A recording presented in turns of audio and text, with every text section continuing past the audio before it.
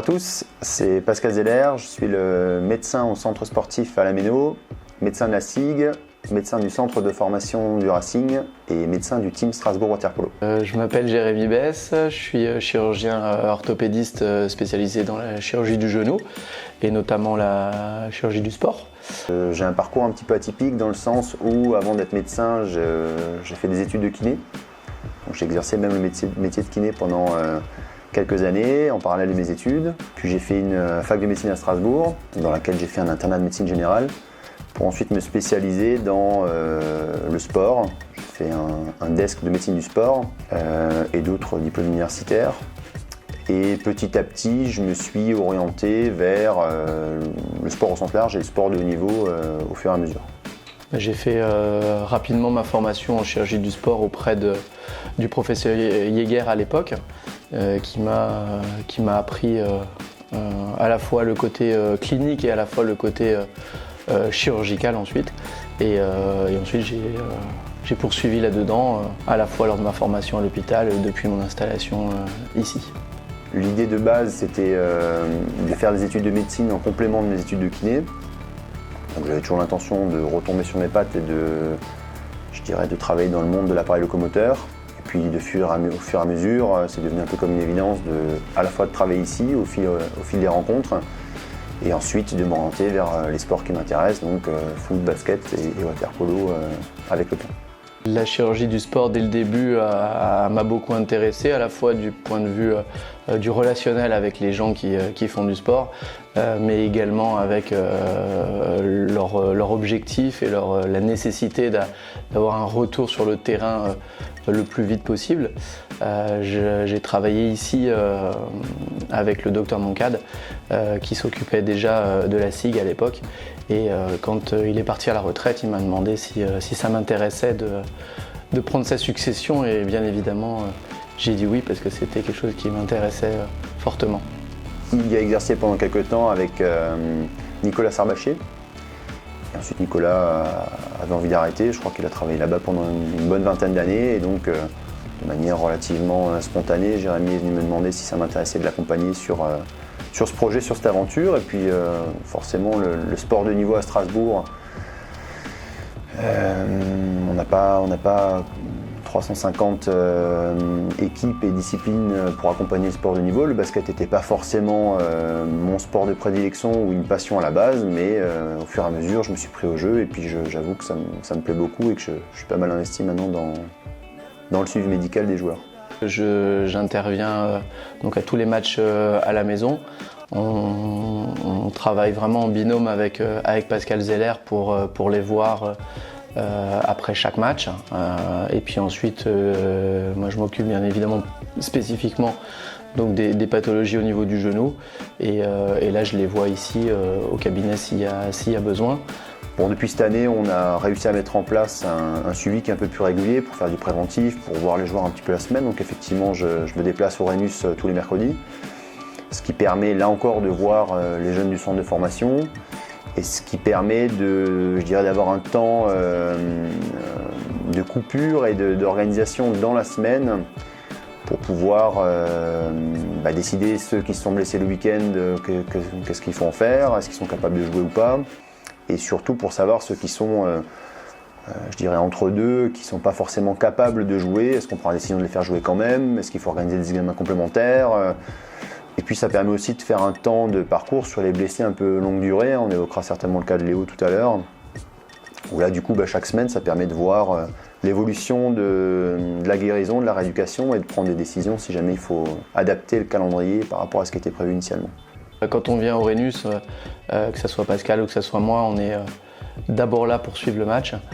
Et puis effectivement, on est là également pour suivre les joueurs et on essaye sur une action, s'il y a quelqu'un qui tombe ou qui se blesse, on ne regarde pas forcément la finalité de l'action ou s'il y a eu panier, mais plutôt est-ce qu'on va devoir intervenir ou pas sur le terrain.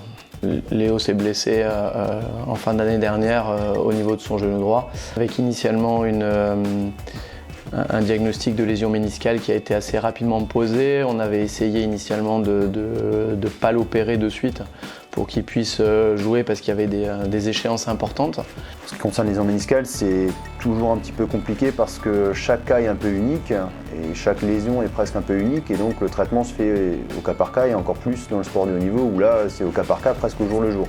C'est vrai qu'au bout d'un moment c'était plus gérable. Le genou était trop gonflé, on le ponctionnait très souvent. La douleur a été vraiment grandissante et je me sentais plus capable de jouer à mon niveau, ou du moins à mon meilleur niveau, et j'étais plus capable de vraiment aider l'équipe. Donc j'ai pris la décision de me faire opérer le 14 novembre par Jérémy Bess. Je viens d'arriver à la clinique, il est 9h du matin, je me fais opérer dans à peu près 2 heures, donc je vais me préparer pour l'opération. Voilà, un moment pas très agréable à passer, mais c'est pour revenir à 100% et pouvoir aider l'équipe au mieux.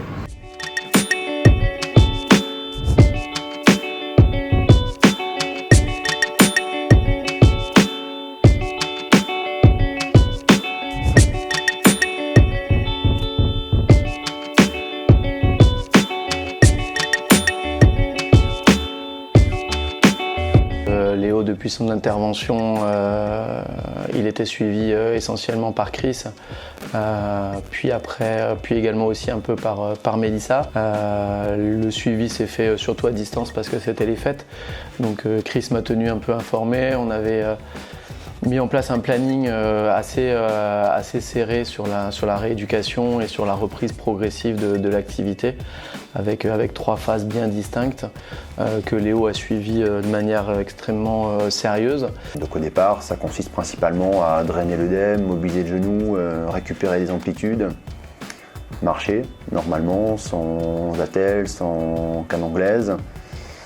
Et ensuite, au fur et à mesure, on a commencé la réathlétisation. Alors au départ, on tourne beaucoup autour de tout ce qui est valide, si je puis dire. Donc c'est pas parce qu'il est blessé au niveau du genou qu'il peut pas faire d'autres choses avec les autres parties de son corps. Donc il a travaillé les membres supérieurs, en musculation, fait du gainage, travaillé et renforcé l'autre jambe. Ma rééducation s'est globalement bien passée et mentalement ce qui a été plus facile qu'une blessure qui survient de manière inattendue, c'est que je sais pourquoi je me suis fait opérer dans le sens où j'avais mal, je me sentais plus capable de jouer et du coup ça fait que quand c'était parfois compliqué mentalement, je me rappelais pourquoi je faisais ça, pour jouer à mon meilleur niveau, pour aider l'équipe au mieux possible. Pour le retour de Léo, on a discuté avec Pascal et bien évidemment c'est le staff médical qui donne le feu vert pour son retour. On avait discuté au préalable avec Chris, avec Alex sur les différentes étapes et les différents points à valider avant d'envisager une reprise du basket et le dernier feu vert bien évidemment c'est nous deux qui l'avons donné et autorisé Massimo à remettre Léo sur le terrain. Jérémy comme Pascal ont été très investis dans ma rééducation au travers de nos entretiens mais aussi des contacts réguliers avec le kiné, avec Chris et ça c'était vraiment quelque chose qui m'a rassuré.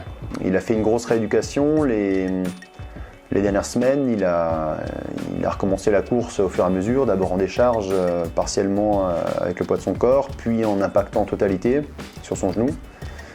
Il a beaucoup travaillé, il a passé plusieurs heures quotidiennement à la salle, quotidiennement dans les mains de Chris, le kiné. Et là, enfin, il est de retour et il refoule les parquets avec la possibilité de faire un entraînement collectif complet, ce qui est la première fois depuis sa blessure et de son opération à la mi-novembre. Plus je me rapprochais de ma reprise, plus il me tardait vraiment de revenir et je commençais vraiment à plus pouvoir attendre.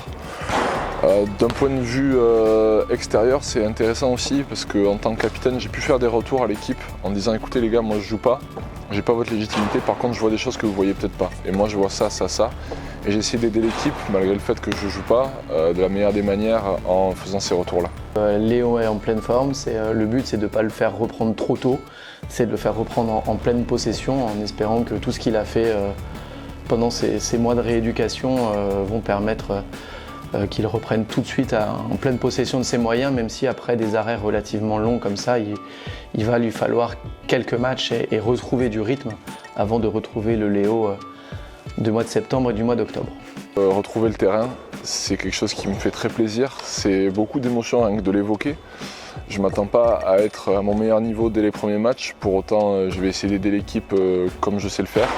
Je sais que mon temps de jeu sera peut-être limité au début et mon impact aussi. Et je continue de travailler tous les jours pour essayer de revenir à mon meilleur niveau. Mais c'est vrai que ce qui prime, c'est des émotions plutôt positives. Je suis super content de retrouver le Rhenus, la Sigarmi, mes coéquipiers et toute cette organisation. Et j'espère vraiment qu'on va gagner beaucoup de matchs d'ici la fin de saison. C'est un métier de passion qu'il faut s'accrocher parce que c'est très long. Les études sont longues. Mais derrière, à la fois, opérer, c'est un plaisir. Et puis revoir les joueurs, une fois qu'on les a traités, qui reprennent au même niveau qu'avant, c'est quand même une belle satisfaction et une belle reconnaissance après. Pour ceux qui se destinent vraiment à faire de la médecine du sport et à encadrer des équipes dans le haut niveau, comme dit, il faut être patient, il faut avoir un peu de chance, rencontrer les bonnes personnes au bon moment, ça on ne peut pas forcément toujours le décider. Bien entendu, on ne va pas se mentir, il y a beaucoup de travail. Le système pour rentrer dans le monde médical est un peu compliqué. Une fois qu'on est dedans, tracer sa voie, être persuadé et convaincu qu'on va finir par y arriver, s'accrocher parce qu'il y aura forcément des moments qui vont être un peu difficiles. Mon mentor me disait que la médecine du sport était une médecine de terrain. Je crois qu'il faut être sur le terrain en fait. Il faut accompagner des équipes. Alors au départ, c'est des petites équipes, c'est peut-être pas dans les sports de prédilection qu'on a. Mettre la main à la pâte, je dirais. Parfois bénévolement, évidemment, les compétitions se passent quasiment toujours les week-ends, donc c'est sur son temps personnel en général. Et puis ensuite, on rencontre des gens, on s'intéresse, on se forme. Et au fur et à mesure, à force d'avoir de l'expérience, on arrive au contact du sport de haut niveau, par une porte ou par une autre. Après, une fois qu'on est dedans, s'accrocher parce que bon, on sait tous que le sport de niveau est parfois un peu difficile et c'est parfois un peu ingrat dans le sens où, comme les entraîneurs, les joueurs, on est amené à changer d'orientation, ou on nous demande de changer d'orientation, donc on accompagne parfois différentes équipes. Je crois qu'il faut s'accrocher, il faut être passionné quand même avant tout, passionné de sport. Et puis, je pense que le plus important, ça reste d'essayer de... Alors, ça reste un métier, mais ça reste pour moi plus une passion qu'un métier. Et donc il faut avoir l'impression quand on fait ce genre de métier qu'on est plus en train de prendre du plaisir que de travailler finalement. C'est certainement ça le principal. Et je pense que c'est vrai dans ma façon de faire, dans mon métier à moi, mais dans tous les métiers d'une manière générale. Si on veut tenir la distance et tenir dans le temps, il faut espérer faire en sorte de ne pas avoir l'impression de travailler quand on est au travail, tout simplement.